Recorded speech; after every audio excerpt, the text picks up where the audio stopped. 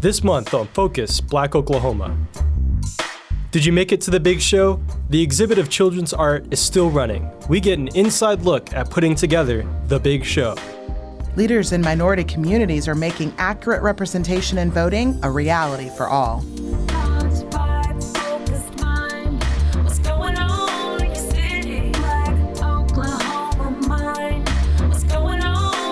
Hear from Black women making major moves in politics in the state and across the nation. We'll bring you an ongoing segment that discusses the state's challenges to the McGirt decision. A local artist shares her talents and expertise with other young artists of color, Black Wall Street's descendants. All this and more on Focus, Black Oklahoma. Focus Black Oklahoma is sponsored by the Black Church Traditions and African American Faith Life program at Phillips Seminary, offering a master's degree in social justice online and in person. Learn more at wherefaithleads.com.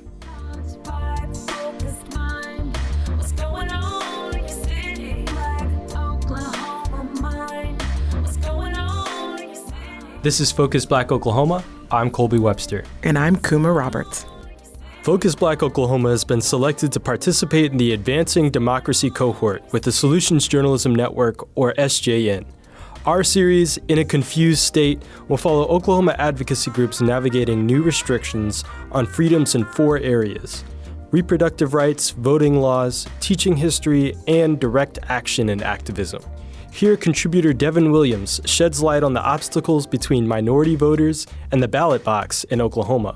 But also, we get closer to the people working to make the path to accurate representation more clear.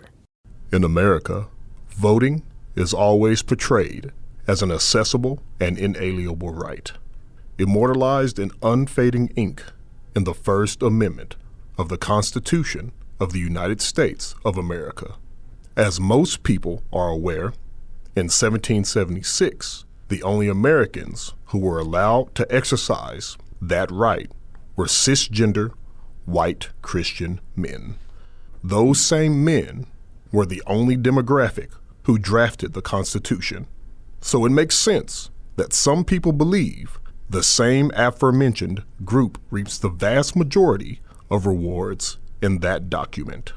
According to 2020 census data, Oklahoma's population by race is 63.5% white, 7.3% black, and 8.4% indigenous. In 2020, a study was conducted before that year's general election.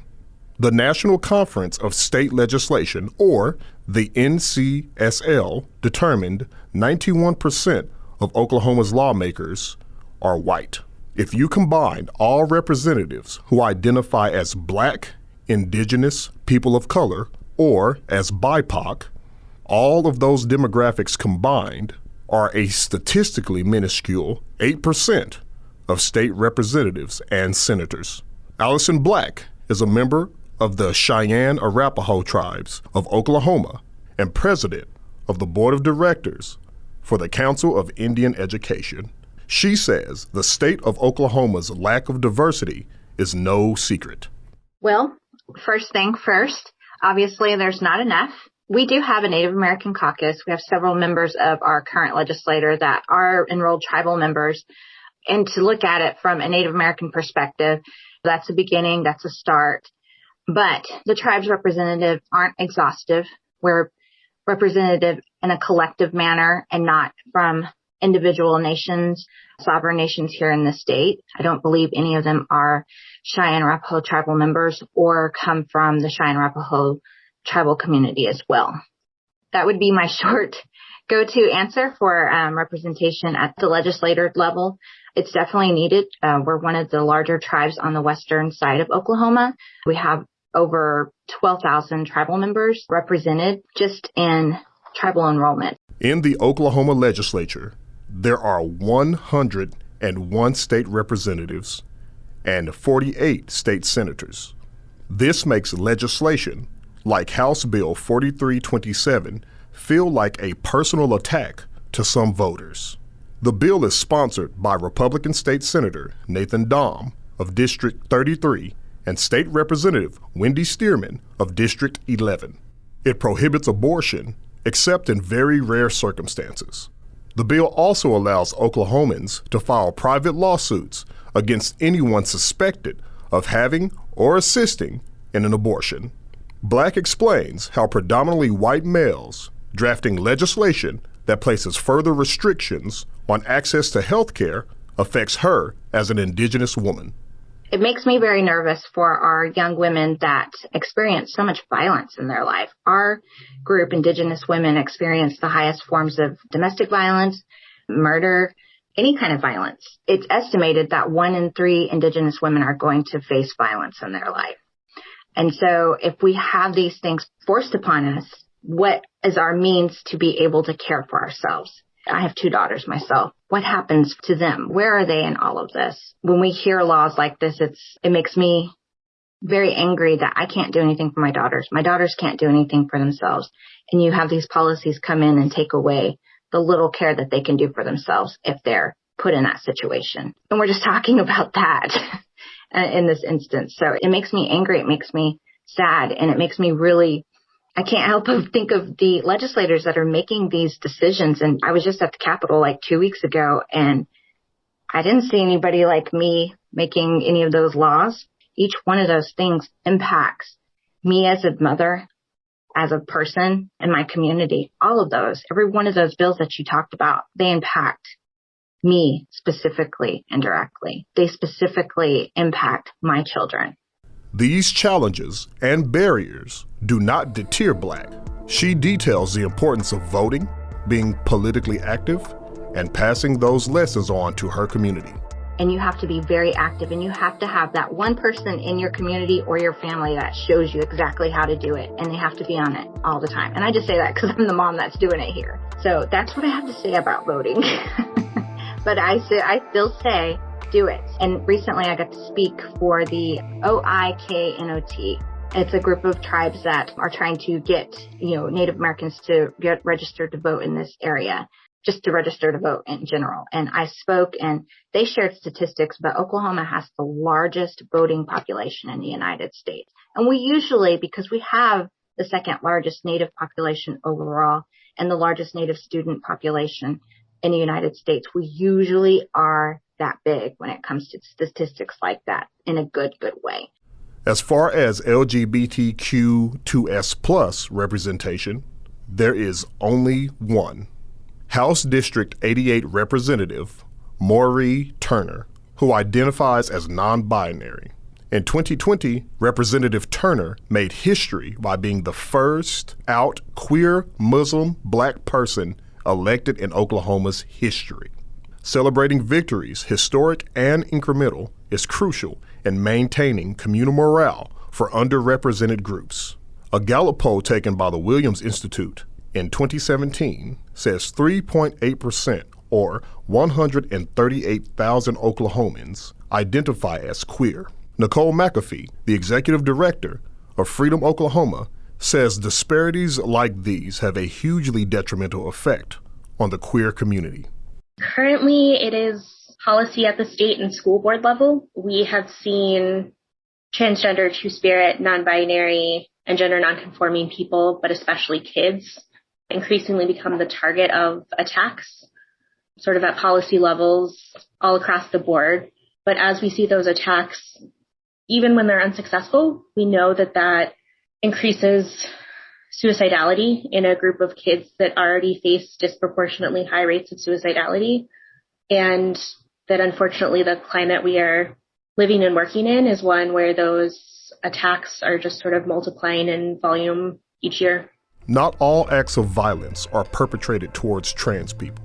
Sometimes they simply prevent a group of people from doing something. On Wednesday, March 13th, 2022, flanked on each side by school-aged feminine-presenting athletes, Governor Kevin Stitt signed the Save Women's Sports Act. The bill restricts transgender girls from playing on school sports teams that match their gender identity. McAfee explains how the signing of the bill is only further motivation to continue their activism. Today, I feel a lot more resolve.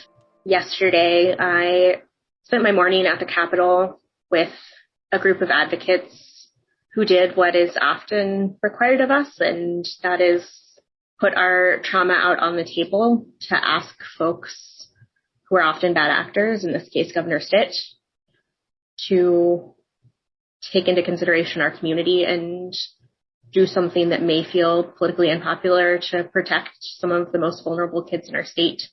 And almost immediately after our effort around that, we got the media advisory that Governor Stitt would be making a spectacle out of signing this law today, that he would host the bill authors and a group that he described as female athletes, which we know means cisgender female athletes, to celebrate what they are lauding as saving women's sports. And that comes at the expense of further marginalizing and targeting trans girls who are girls and trans women in sports.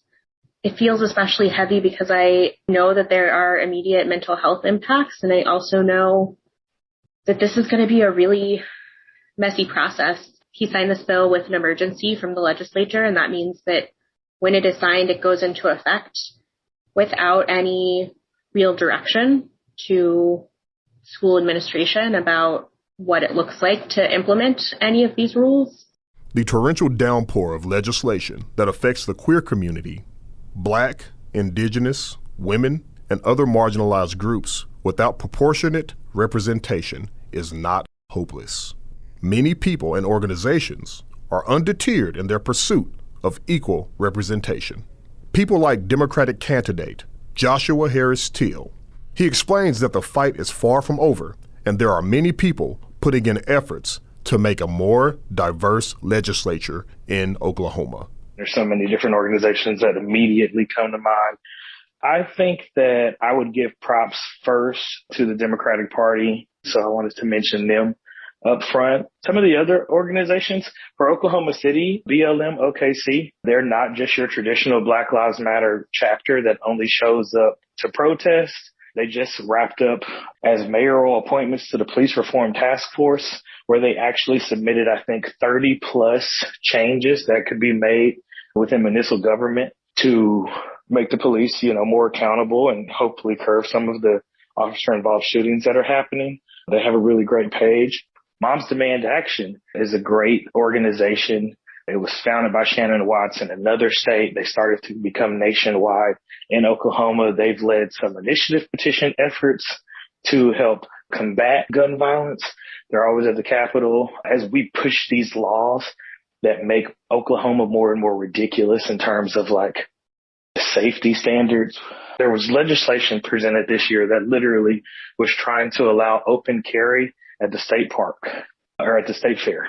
I can't even imagine how anybody would feel like that's a great idea, but that's the reality that we live in.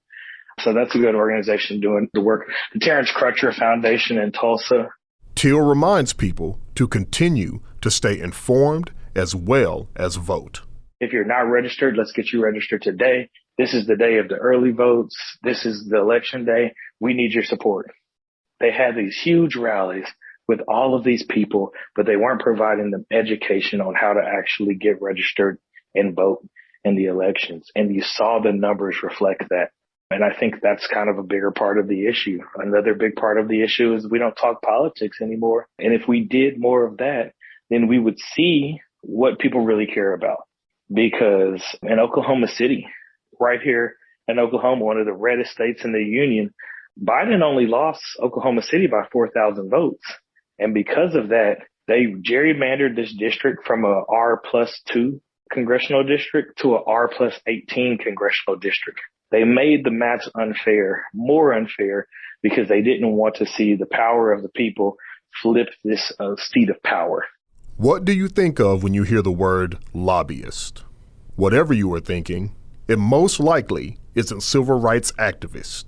Despite the perceived exclusivity of those terms, Tamaya Cox-Touré wears both of those titles. Cox-Touré is the executive director of the ACLU Oklahoma. She explains how her organization is working to put House Bill 1775 a bill described by many as an anti-critical race theory bill on ice. We filed a preliminary injunction that would stop this law from continuing to go into effect. And right now, at this point, we are waiting to hear back from the court.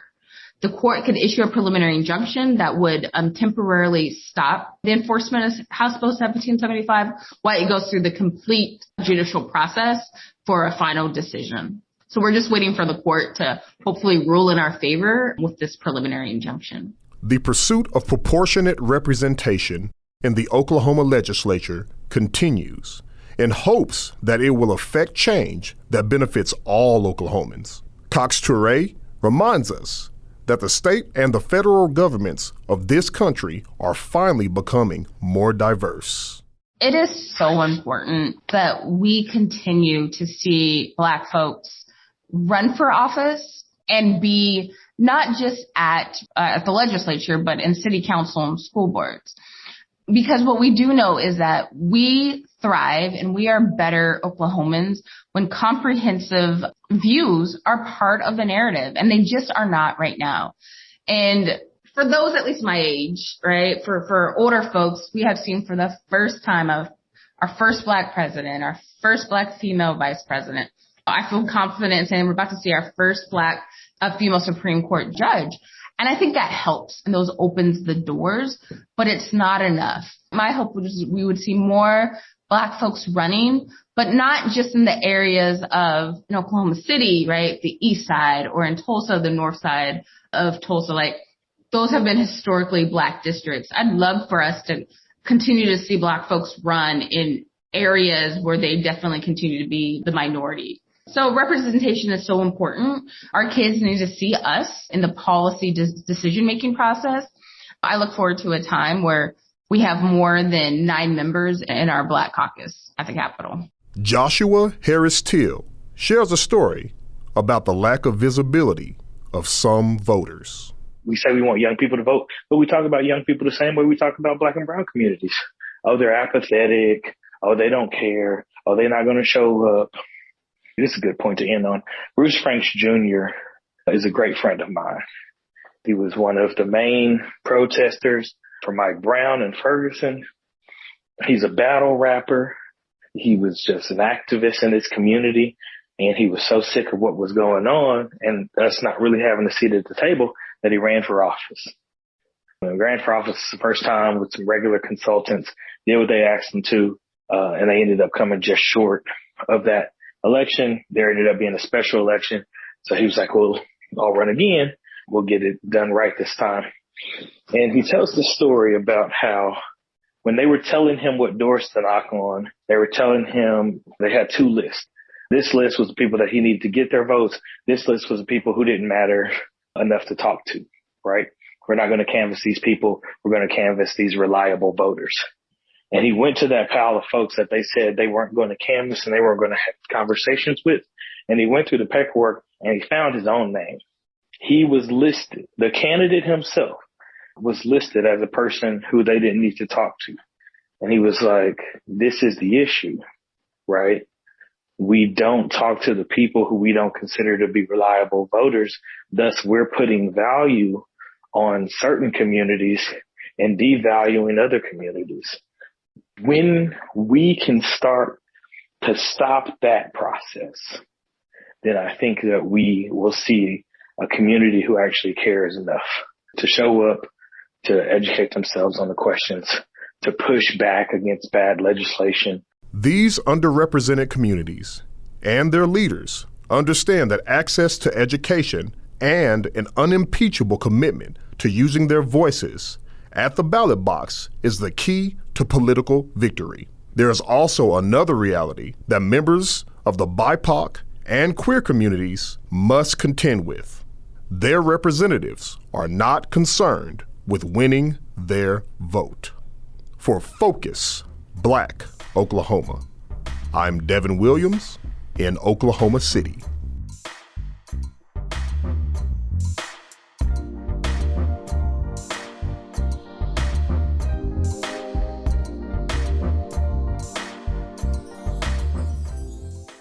Ketanji Brown Jackson was officially confirmed to the Supreme Court on April 7, 2022, by a 53-47 vote, but not without some friction along the way. In our next story, Jamie Glisson tunes us into the political successes of Black women locally and nationally that bring our political system to this historic moment. During this hearing, I hope that you will see how much I love our country and the Constitution and the rights that make us free. I stand on the shoulders of so many who have come before me. I have dedicated my career to ensuring that the words engraved on the front of the Supreme Court building, equal justice under law, are a reality and not just an ideal. In the opening remarks of her Supreme Court confirmation hearings on March 21st, Judge Ketanji Brown Jackson stressed that if confirmed, she would, quote, work productively to support and defend the Constitution and this grand experiment of American democracy that has endured over these past 246 years, end quote. Judge Jackson is an American attorney and jurist who has served as a federal judge on the United States Court of Appeals for the District of Columbia Circuit since 2021. Due to the retirement of Justice Stephen Breyer, she is a current nominee for the Supreme Court, awaiting Senate confirmation. If successful, Jackson would be the first Black woman to sit on the Supreme Court, thus fulfilling a campaign promise made by President Joe Biden. She would also be the first Supreme Court justice to have served as a public defender. In total, there have been 115 Supreme Court justices, with 108 of them being white men. Here is President Biden making the promise on the campaign trail. Will be someone with extraordinary qualifications, character, experience, and integrity. And that person will be the first Black woman ever nominated to the United States Supreme Court. It's long overdue in my view.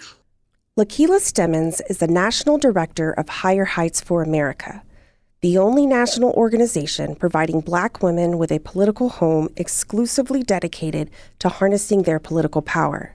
They strive to expand Black women's elected representation and voting participation, as well as advancing progressive policies. Our day-to-day work is literally spent investing in our mission, engaging and connecting with the everyday Black woman and our allies to ensure that Black women's voices are heard and that we actually have a seat at the decision-making table. And the thing I love about the Supreme Court is that it's not politics. It's personal, it's policy, it's law. Like, they're making it political, but it's really not. It's knowing that it could be your case, it could be your friend's case that gets put up before the Supreme Court, being able to see equal justice under the law, like the banner that stands on top of the Supreme Court, and to now know, like, it is really equal justice under the law, because now I feel like the court is starting to look like America. Stemmons discussed that the next generation of leaders in this country have grown up with a Black man as president, a Black woman as vice president, a cabinet that looks more like their communities, and now a Black woman nominated to the Supreme Court. Higher Heights for America hosted a watch party for the Jackson confirmation hearings in collaboration with several other Black women-led organizations around the country. We all came together to talk about the importance of this moment, not because she's a Black woman, but because she is the best candidate, right? If you look at her credentials, if you look at her impeccable resume, her integrity, the fairness that she's dealt with as a jurist, and her love of the Constitution, she is truly, truly the best person that they could have nominated. And so that is why we stood together and come together to gather not only Black women, but our allies to be in celebration and in community. To see little girls at the rally on Monday at the Supreme Court with their signs that Black women lead SCOTUS 2022, or, little girls with the She Will Rise signs. It was just amazing, because this is their version of history that they get to see. They get to see history being made. It is normalized for them, right? That's all they're going to know. Ketanji Brown Jackson means so much to so many. Senator Cory Booker of New Jersey shared his feelings of hope and pride with Judge Jackson as she fought back her own tears. Today, you're my star. You are my harbinger of hope. This country is getting better and better and better. And when that final vote happens and you ascend onto the highest court in the land, I'm going to rejoice. And I'm going to tell you right now, the greatest country in the world, the United States of America, will be better because of you. With backing from Democrats and a handful of Republicans, Ketanji Brown Jackson has received enough votes to be confirmed as of this recording. She isn't expected to take her seat on the Supreme Court until later this year, however. Justice Stephen Breyer has said he plans to step down at the end of the Supreme Court's current term this summer, meaning Jackson won't ascend to the High Court until June or July. For Focus, Black Oklahoma, I'm Jamie Glisson in Washington, D.C.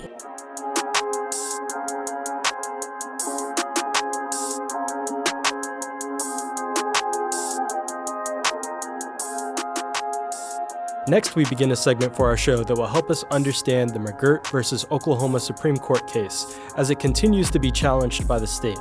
This 2020 Supreme Court decision notes that almost half the state of Oklahoma may still be considered Native American land that was never disestablished when Oklahoma was granted statehood. The decision could have transformative impacts for citizens across what we know of as Oklahoma. Don Carter has the story.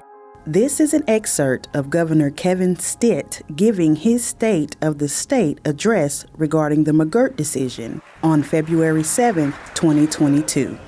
Oklahoma, I'm proud of the progress we've made in just 3 short years.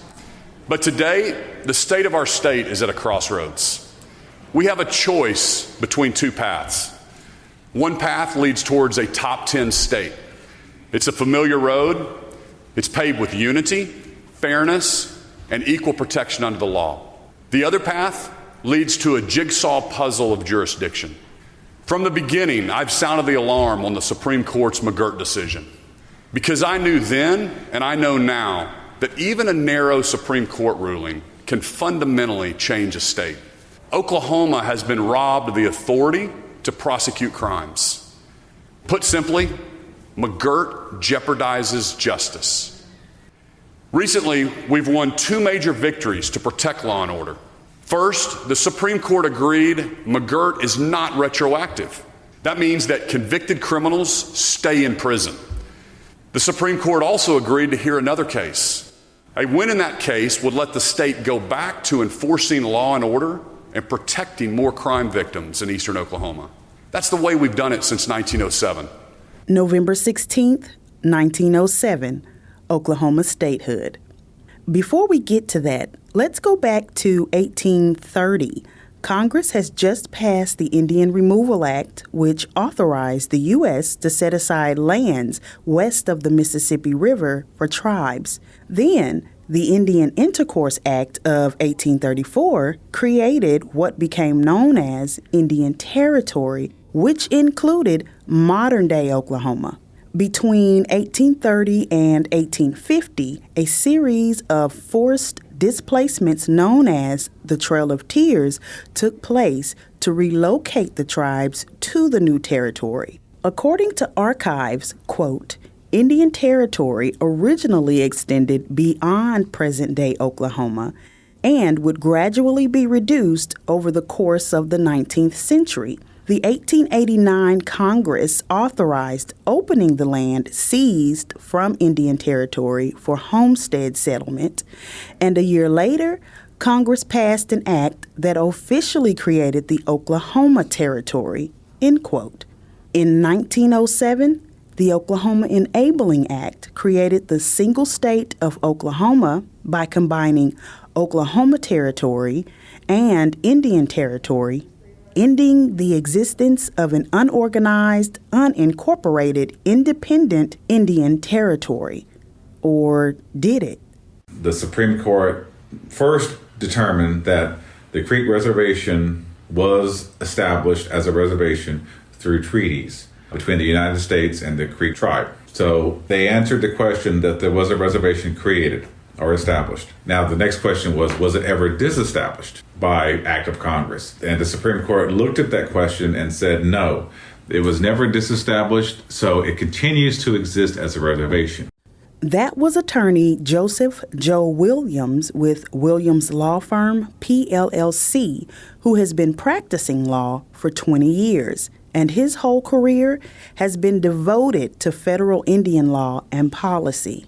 In July 2020, the U.S. Supreme Court issued the ruling in the McGirt case. The McGirt decision involved a criminal defendant who was an Indian, and he brought the claim that the state could not prosecute him because he was or is an Indian who allegedly committed a crime on the Creek Reservation, by saying that the Creek Reservation is a reservation and it is Indian country under federal law.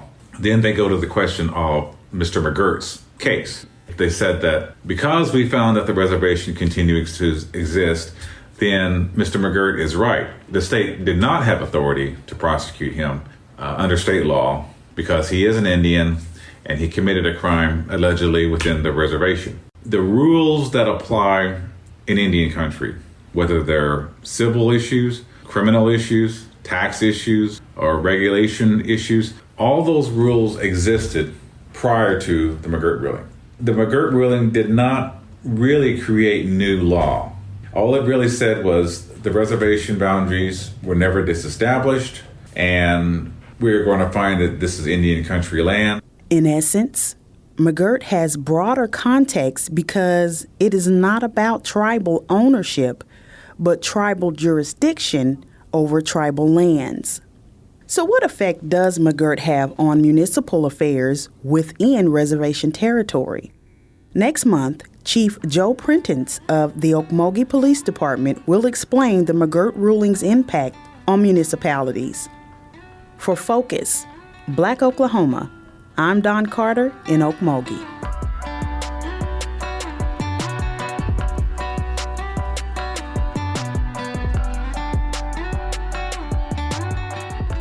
Despite the current desire to leave the history of Oklahoma African Americans in the past, there are many who are taking the state's Black history directly to the people, and the people are listening. Crystal Patrick tells us about one historian in particular, young Black mayor. A June of 2016 article written by lawyer in Tulsa Demario Solon Simmons in OklahomaPolicy.org says this, quote, "The Honorable Edward P. McCabe, widely considered the father of America's all-Black town movement, even traveled to Washington, D.C. to meet with President Benjamin Harrison to lobby for Oklahoma to be admitted as a Black state.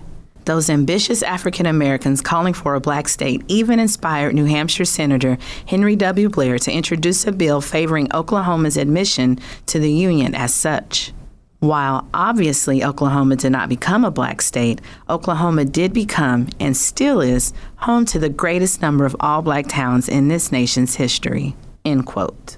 Oklahoma history like this could be lost if not for countless numbers of people like Solomon Simmons and Derek Edie Smith Jr., also known as the history influencer Young Black Mayor. Young Black Mayor shared some of what led him on his journey of educating not just our state, but our world on Oklahoma history. Before I began my work with the Black Towns, in which it's called Move Black, the Black Towns Freedom Movement. And so definitely over the past decade, I have been studying history as a historian. And so I'm a self-taught historian, and my roots going to Tatum's, I've always just kind of been in search regarding my self-identity, you know, being a person of color, being a Black person from Oklahoma, and not really knowing exactly what that is, what that looks like, what our culture is. And so over the past decade, I was just kind of really researching self-identity education. History is all about learning about ourselves. I was doing gang intervention, street outreach work, starting in about 2009 for the city of Lawton. I'm an artist and an entrepreneur, so I've always had, you know, just projects and products kind of along the way. He realized that most of the youth he was mentoring were seeking a sense of belonging and identity, which they often found by joining gangs. Young Black Mayor drew the parallels between gang culture and the unawareness of one's identity and place in history. I think most of the time when youth, when they get involved in gangs, they're looking for acceptance, they're looking for family, they're looking for identity. And so it's definitely a parallel there. My purpose just kept, dragging me back. I didn't want to be in music and not have a real identity, you know what I mean, regarding who I am of Oklahoma. While his mentorship work was impactful in the Lawton community, he could not shake the feeling that he was supposed to be doing something more. From the onset, hearing about Black Wall Street, I went to Yahoo. Well, there was no Google at the time. This was about 2005. And I remember feeling upset, definitely. I remember feeling motivated. As a rap recording artist, I would go to the Boley Rodeo during that time frame. And I would set up with a PA system on the strip and I would perform my music. And so when I went, a few months after finding out about Black Wall Street, I printed up pamphlets. I printed out the story of Black Wall Street, as many as I could. And I gave them out on the shoulder while I was also, performing and sharing my music. 13 of the original 19 Black towns remain today. While the populations of each town are significantly smaller than their original size, the pride, sense of community, and resilience has remained strong. Anybody is welcome to join us as I lead everybody to all 13 of our historically Black towns over the course of Labor Day weekend. We've had it for 3 years. This will be our 4th year. This year is going to be a big year. The stories of the all-Black towns in Oklahoma have drawn people from across the United States. We have determined through my research, I've determined, and my team, we've determined that Black people obtained our highest level of freedom in the historically all Black towns or the Black towns. And there's no real rebuttal for that, and it's not far. It's common sense if you think about it. Our own self-governed communities, where we policed our own communities, obviously, is where we're the most free from the oppression that we face in America. The passing of House Bill 1775, which bans the teaching of critical race theory in Oklahoma, has only invigorated young Black Mayor. My services are in higher demand than ever because the movement to restrict the teaching of Black history in the schools. I've been a substitute teacher for the past decade. And so I know firsthand the resistance to teaching, our history in the school system. I've actually been banned from about 4 schools in the OKC metro area for sharing our true history with inquiring students. We have an opportunity through social media, the platforms that we have. There are a lot of history teachers, or I call myself a history influencer. It's really about influencing people to really dive into their own history. With more states increasingly pushing back against critical race theory and putting restrictions on the way history is taught, young Black Mayor is on to something. He takes the message of Black history in Oklahoma directly to the people, primarily avoiding backlash, all while presenting the information in a way that fuels the desire to learn more. The response on social media has been overwhelmingly positive. I'm glad that there's a movement against critical race theory because now, the conversation can be had. I have garnered a pretty sizable following in a very short amount of time. I have about 111,000 followers that I have. They've tapped in with me and locked in with me over the course of just about 6 weeks. I had about 500 followers 6 weeks ago, and I have 110,000 now.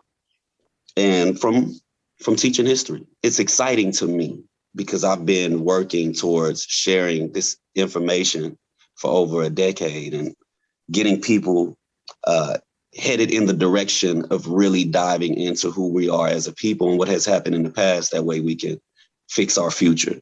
For Focus, Black Oklahoma, I am Crystal Patrick in Tatums. You're listening to Focus, Black Oklahoma.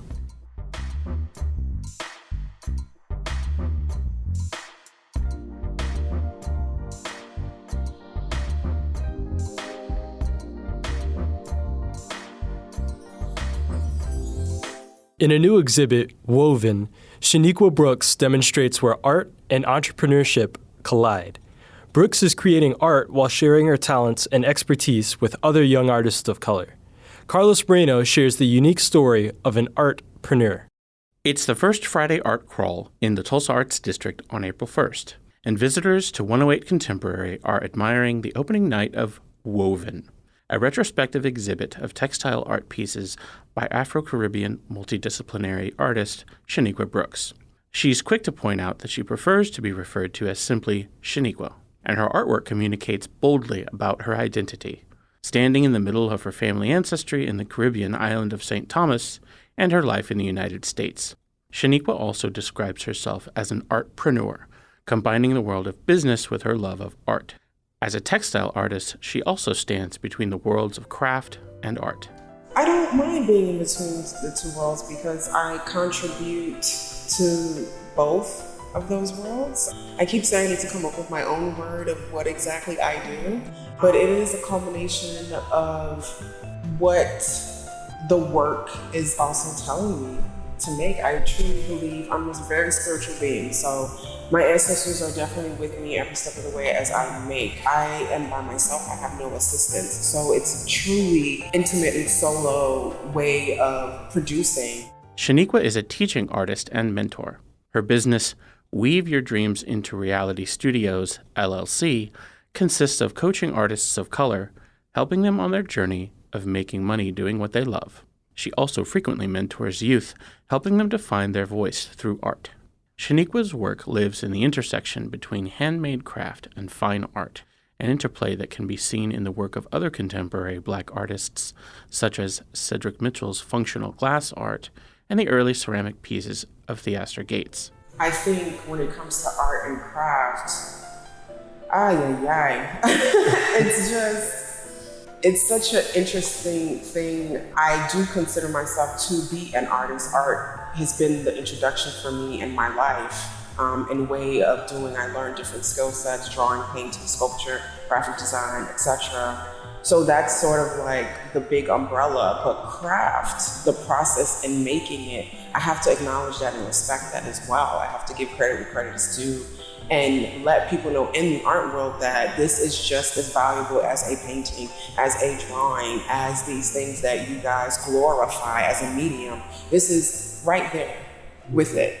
Visitors to Woven will see pieces such as My Hair, My Crown, a celebration of the intimacy, community of nurturing, and self-empowerment of getting one's hair done within the Afro-Caribbean and African-American cultures, and It's Carnival, a piece that began as a 3-month collaboration with master weaver Sebastian Dai in Ghana, West Africa in 2014 that Shaniqua completed in 2019, integrating the techniques, patterns, and fabrics that inspired her in that place and time.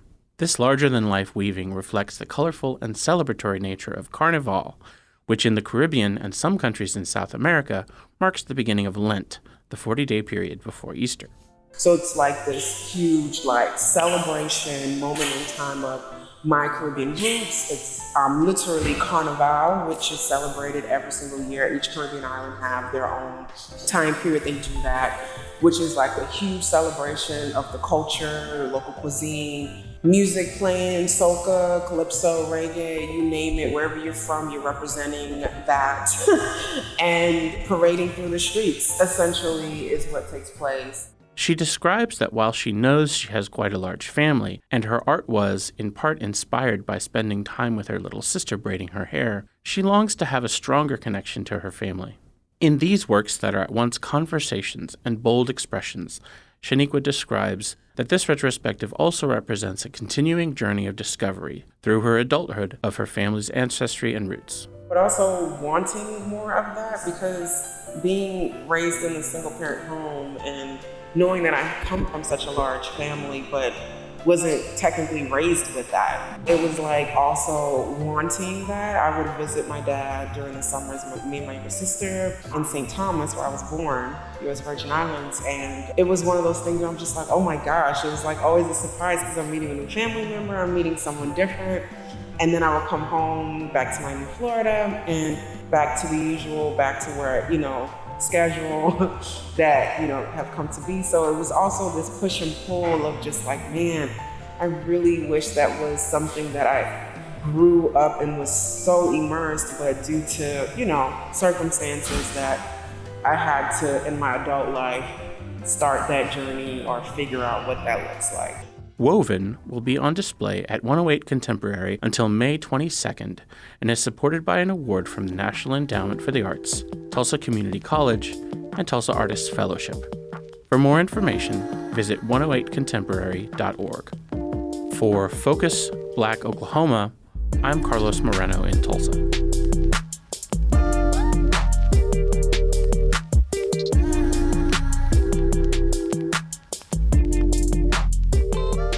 For our last story, we're getting the inside look at what it takes to put on the biggest art show for the youngest artists in town. Lydia Zhang has more. Throughout generations, young people have been key contributors to society, from tech and science to arts and culture, influencing the world daily. However, we think of youth and their talents or contributions as special exceptions and not the norm.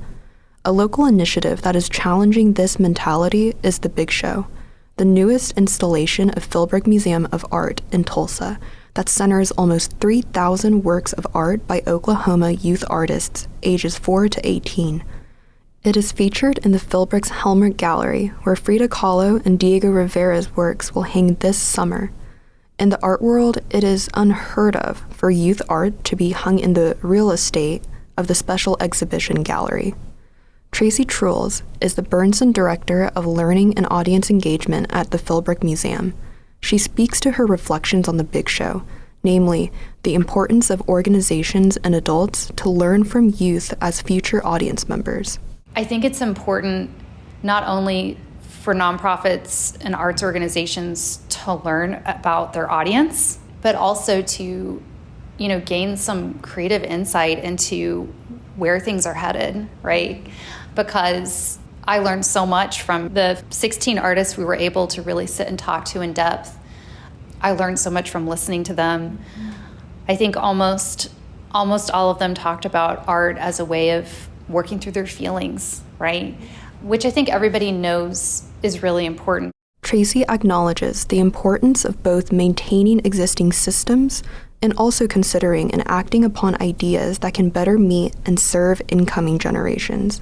I think one of the things that is really easy for us adults to fall into is to simply follow the structures that were there when we got here. And there's definitely some good things to preserve about the way things have been, but there's a lot to just sort of jettison to the side. I think being willing to put time into reimagining how you could do it differently is the hugest part. And I know people in nonprofits and in arts organizations, we're all really busy just keeping up with the things that we have, but I think that it's well worth the time to, consider dismantling that program or change something around, and that work on the front end will really pay off later. Jake Lerner is the co-founder and program director of Tulsa Changemakers, a youth leadership development program that aims to build an infrastructure where Tulsa is a model city for youth-driven impact. Jake worked in partnership with Tracy and her team to support the centering of youth within the Big Show.